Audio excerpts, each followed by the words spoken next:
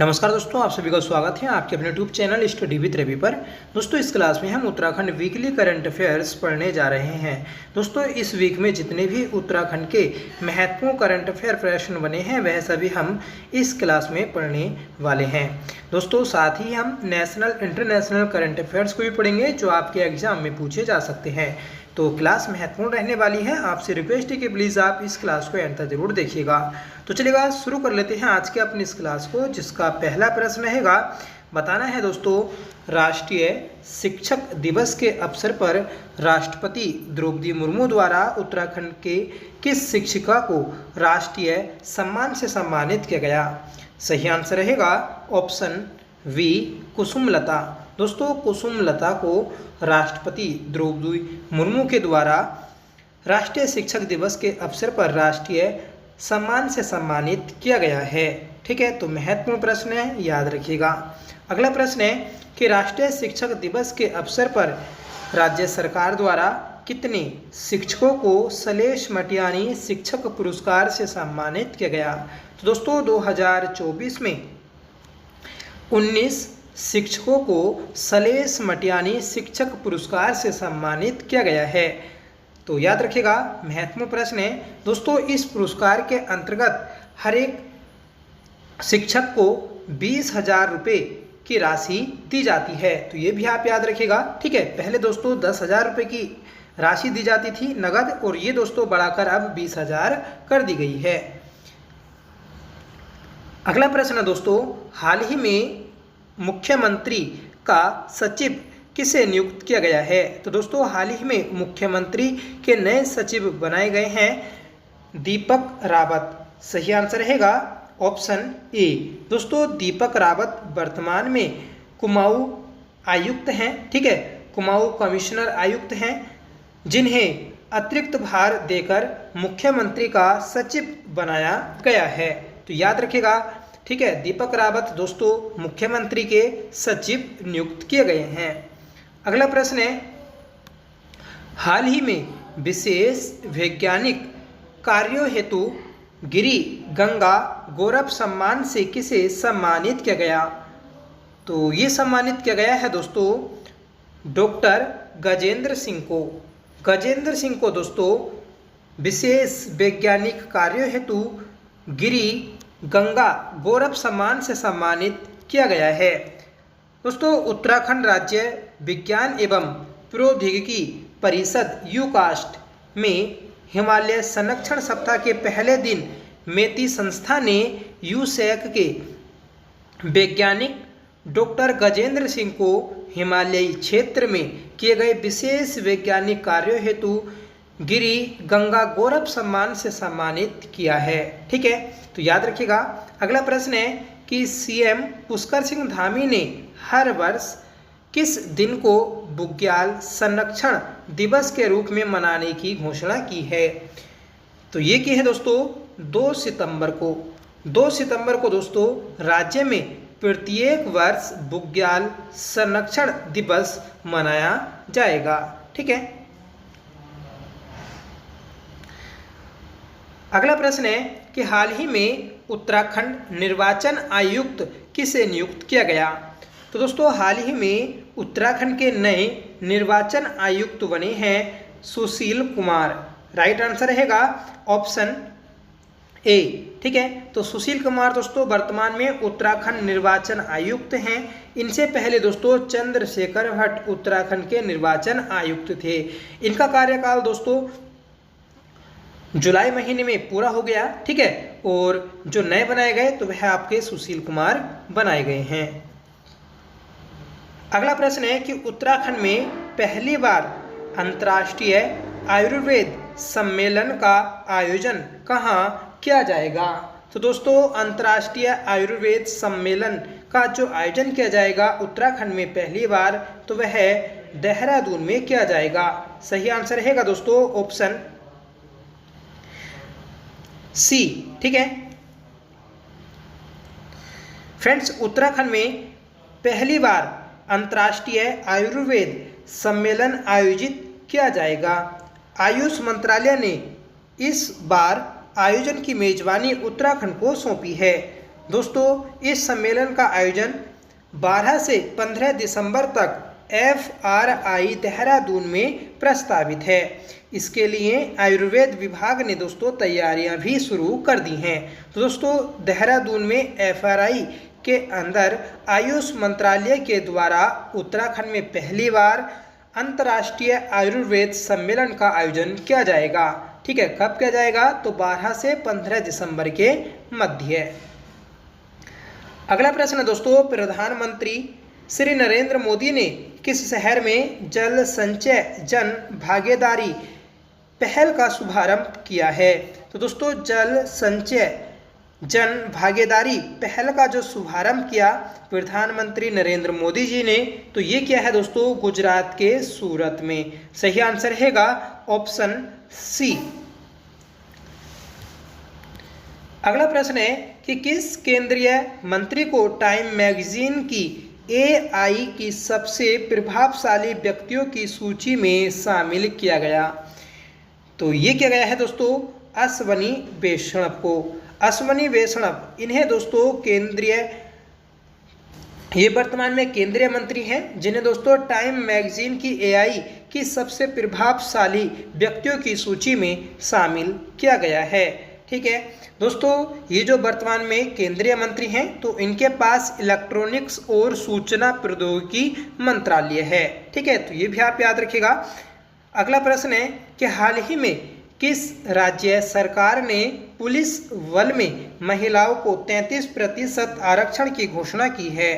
तो दोस्तों हाल ही में राजस्थान राज्य सरकार के द्वारा पुलिस बल में महिलाओं को 33% आरक्षण की घोषणा की है।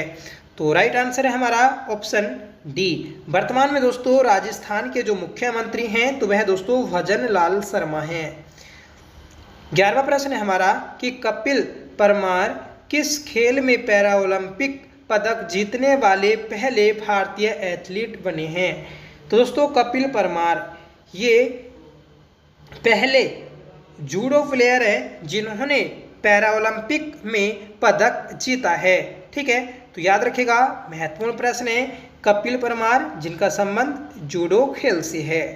ठीक है दोस्तों, ये जूडो में पैरा एथलीट प्लेयर हैं। ठीक है, और इन्होंने इतिहास रचते हुए पेरिस पैरा ओलंपिक में कांस्य पदक जीता है। ठीक है, तो ये भी आप याद रखिएगा कि कौन सा पदक जीता है? कांस्य पदक। अगला प्रश्न है कि अंडर 20 विश्व कुश्ती चैंपियनशिप में किस भारतीय महिला रेसलर ने स्वर्ण पदक जीता? तो दोस्तों अंडर 20 विश्व कुश्ती चैंपियनशिप में ज्योति बैरवाल ने स्वर्ण पदक जीता है। ठीक है, तो ऑप्शन डी राइट रहेगा, याद रखिएगा। अगला प्रश्न दोस्तों, पंचायती राज मंत्रालय ने सामाजिक परिवर्तन के लिए प्रणालियों को मजबूत करने के उद्देश्य से किसके साथ समझौता किया? तो ये क्या है दोस्तों? यूनिसेफ इंडिया के साथ। सही आंसर रहेगा हमारा ऑप्शन सी। ठीक है, तो यूनिसेफ इंडिया के साथ पंचायती राज मंत्रालय ने सामाजिक परिवर्तन के लिए प्रणालियों को मजबूत करने के उद्देश्य से समझौता किया है। अगला प्रश्न है राष्ट्रपति द्रौपदी मुर्मू ने विश्व शांति बुद्ध विहार का उद्घाटन कहाँ किया? तो दोस्तों हाल ही में राष्ट्रपति जी के द्वारा विश्व शांति बुद्ध विहार का उद्घाटन किया गया है महाराष्ट्र के लातूर जिले में। सही आंसर रहेगा ऑप्शन बी। ठीक है, तो याद रखिएगा कि उद्घाटन किसने किया है? तो ये क्या है दोस्तों? द्रौपदी मुर्मू ने। और कहाँ किया? तो लातूर जिला महाराष्ट्र में। अगला प्रश्न है कि पेरिस 2024 पैरा ओलंपिक में भारतीय क्लब थ्रोअर धर्मवीर ने कौन सा अवार्ड जीता? तो दोस्तों धर्मवीर जो कि क्लब थ्रोअर हैं, ठीक है, इन्होंने दोस्तों स्वर्ण पदक जीता है। सही आंसर रहेगा ऑप्शन ए। ठीक है, अगला प्रश्न है कि इंग्लिश चैनल को अकेले तैरकर पार करने वाले सबसे उम्रदराज भारतीय कौन है? तो दोस्तों इंग्लिश चैनल को अकेले तैरकर पार करने वाले सर्वाधिक उम्र के भारतीय हैं सिद्धार्थ अग्रवाल। राइट आंसर रहेगा ऑप्शन डी। ठीक है, जिन्होंने दोस्तों 49 साल की उम्र में इंग्लिश चैनल को पार किया है। ठीक है, अगला प्रश्न है कि उत्तर प्रदेश के मुख्यमंत्री योगी आदित्यनाथ ने राज्य में कितने फुटबॉल स्टेडियम बनाने की घोषणा की है। राइट आंसर रहेगा ऑप्शन सी 18। ठीक है, तो 18 फुटबॉल स्टेडियम बनाए जाएंगे दोस्तों उत्तर प्रदेश में। ये घोषणा की है दोस्तों उत्तर प्रदेश के मुख्यमंत्री आदित्यनाथ ने। ठीक है, अगला प्रश्न है कि भारत ने हाल ही में किस देश के साथ सेमीकंडक्टर क्षेत्र के लिए साझेदारी की है। तो दोस्तों भारत ने हाल ही में सिंगापुर देश के साथ सेमीकंडक्टर क्षेत्र के लिए साझेदारी की है। तो सही आंसर है हमारा ऑप्शन सी। बढ़ते हैं अगले प्रश्न की ओर। बताना है आपको कि भारतीय नौसेना किस देश के साथ वरुण अभ्यास का आयोजन कर रहा है। तो भारत नौसेना ये दोस्तों वरुण अभ्यास का जो आयोजन कर रहा है तो वह फ्रांस देश के साथ कर रहा है। सही आंसर रहेगा ऑप्शन सी। दोस्तों पहली बार वरुण अभ्यास जो आयोजित किया गया था भारतीय नौसेना और फ्रांस की नौसेना के मध्य, तो वह 1993 में किया गया था। ठीक है, और तब से दोस्तों हर साल ये अभ्यास का आयोजन किया जाता है। ठीक है, नेक्स्ट क्वेश्चन है कि पेरिस पैरालंपिक 2024 में शरद कुमार और मरियप्पन थंगावेलु ने किस स्पर्धा में पदक जीता। तो दोस्तों शरद कुमार और मरियप्पन थंगावेलु ने ऊंची कूद में पदक जीता है। सही आंसर रहेगा ऑप्शन ए। ठीक है, तो किस खेल से संबंधित है शरद कुमार और मरियप्पन थंगावेलु। तो ये दोस्तों ऊंची कूद ठीक है हाई जंप से संबंधित हैं। नेक्स्ट क्वेश्चन है कि बीसीसीआई ने हाल ही में किसे पुरुष क्रिकेट टीम का चयनकर्ता नियुक्त किया है। तो दोस्तों हाल ही में भारतीय क्रिकेट बोर्ड ने पुरुष क्रिकेट टीम का चयनकर्ता जो नियुक्त किया तो वह अजय रात्रा को किया है। सही आंसर रहेगा ऑप्शन सी। ठीक है, तो ये नियुक्त हुए हैं दोस्तों पुरुष क्रिकेट टीम के चयनकर्ता।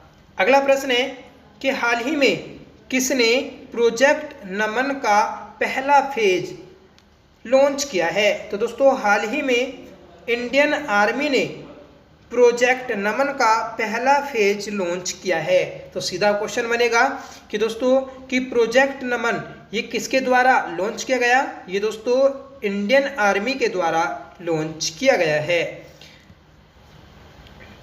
23वां प्रश्न है कि पेरिस पैरालंपिक 2024 में सुमित अंतिल किस इवेंट में गोल्ड मेडल जीते हैं। तो दोस्तों सुमित अंतिल इन्होंने जैवलिन थ्रो में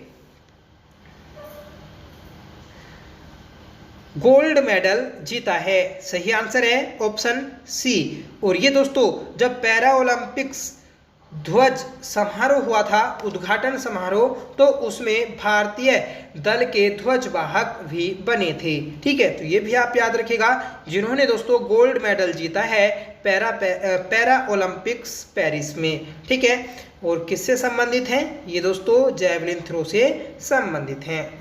अगला प्रश्न है कि साल 2025 में आईसीसी विश्व टेस्ट चैंपियनशिप फाइनल की मेजबानी कौन सा देश करेगा। तो साल 2025 में आईसीसी विश्व टेस्ट चैंपियनशिप फाइनल की मेजबानी इंग्लैंड देश करेगा। राइट आंसर रहेगा ऑप्शन सी। ठीक है, अगला प्रश्न है कि विश्व बैंक ने FY25 फाइनेंशियल ईयर 2025 के लिए भारत का विकास पूर्व अनुमान बढ़ाकर कितना कर दिया है। तो ये क्या है दोस्तों 7.0%। ठीक है, तो 7% दोस्तों विश्व बैंक ने फाइनेंशियल ईयर 2025 के लिए भारत का विकास पूर्व अनुमान बताया है। ठीक है, अगला प्रश्न है 3 दिवसीय सशस्त्र बल महोत्सव का आयोजन यूपी के किस शहर में किया जा रहा है? तो दोस्तों 3 दिवसीय सशस्त्र बल महोत्सव का आयोजन यूपी के लखनऊ शहर में किया जा रहा है। सही आंसर रहेगा ऑप्शन बी। ठीक है, तो लखनऊ में 3 दिवसीय सशस्त्र बल महोत्सव का आयोजन किया गया। ठीक है, बढ़ते हैं अगले प्रश्न की ओर। बताना है फ्रेंड्स कि पैरा ओलंपिक या ओलंपिक में ट्रैक एंड फील्ड इवेंट्स में 2 पदक जीतने वाली पहली भारतीय महिला एथलीट कौन है? तो ये है दोस्तों प्रीति पाल। ठीक है, तो प्रीति पाल दोस्तों ओलंपिक या पैरा ओलंपिक में ट्रैक एंड फील्ड इवेंट्स में 2 पदक जीतने वाली पहली भारतीय महिला एथलीट बन गई हैं। अगला प्रश्न है, ठीक है, तो याद रखिएगा ये हमारा आंसर सही है, प्रीति पाल। ठीक है, अगला प्रश्न है दोस्तों कि पंचायती राज मंत्रालय ने किसके साथ 5 दिवसीय प्रबंधन विकास कार्यक्रम आयोजित कर रहा है? तो दोस्तों पंचायती राज मंत्रालय ने IIM अहमदाबाद के साथ 5 दिवसीय प्रबंधन विकास कार्यक्रम आयोजित किया है। ठीक है, तो सही आंसर रहेगा हमारा ऑप्शन डी। अगला प्रश्न है, हाल ही में अनुभव पुरस्कार किसके द्वारा प्रदान किया गया? तो दोस्तों एक पुरस्कार है अनुभव पुरस्कार। ये पुरस्कार जो प्रदान किया गया तो ये दोस्तों पेंशन और पेंशनभोगी कल्याण विभाग के द्वारा प्रदान किया गया है। राइट आंसर रहेगा हमारा ऑप्शन सी। तो ये थी दोस्तों आज की हमारी क्लास जिसमें हमने 33 प्रश्नों को देखा है। सभी प्रश्न दोस्तों हमारे इम्पोर्टेंट थे, सेलेक्टेड थे। ये सभी प्रश्न दोस्तों आपके एग्जाम में सीधे देखने को मिलेंगे। अगर आपको दोस्तों वीकली और मंथली करंट अफेयर्स पढ़ना है तो आप हमारे चैनल से जुड़ सकते हैं। आज की इस क्लास का होमवर्क रहेगा जिसका आंसर आपको कमेंट करके बताना होगा कि राष्ट्रीय शिक्षक दिवस के अवसर पर राज्य सरकार द्वारा कितने शिक्षकों को सलेश मटियानी शिक्षक पुरस्कार से सम्मानित किया गया। ठीक है, तो इसका आंसर आप कमेंट करके बताइएगा कि कितने शिक्षकों को दोस्तों सलेश मटियानी पुरस्कार 2024 में प्रदान किया गया है। ठीक है, साथ में बताइएगा दोस्तों आज की क्लास आपको कैसी लगी। आई होप क्लास आपको पसंद आई होगी। अगर आपको पसंद आई हो तो प्लीज़ इसे लाइक करिएगा, दोस्तों में शेयर करिएगा। आप हमारे चैनल पर पहली बार विजिट कर रहे हैं तो प्लीज़ चैनल को सब्सक्राइब जरूर कर लीजिएगा। ठीक है दोस्तों, 5 सितंबर को टीचर डे के दिन ही हमारी YouTube फैमिली 25,000 सदस्यों की हो चुकी है। ठीक है, तो 25,000 सदस्य होने में आप सभी का बहुत योगदान रहा। ठीक है, आप सभी ने बहुत प्यार दिखाया, सपोर्ट किया। ठीक है, तो दोस्तों आपको थैंक यू सो मच। इसी प्रकार अपना प्यार आगे बनाए रखिएगा। ठीक है, तो चलिए मिलते हैं नेक्स्ट क्लास के साथ। तब तक के लिए bye. Thank you so much for watching. जय हिंद।